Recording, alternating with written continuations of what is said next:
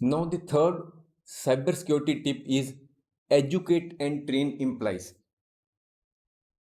If an organization spends millions of dollars on purchasing latest softwares, hardwares, and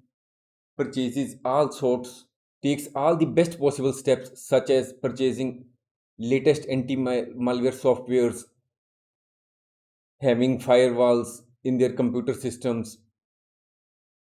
and intrusion detection system, and all sorts of steps are taken to protect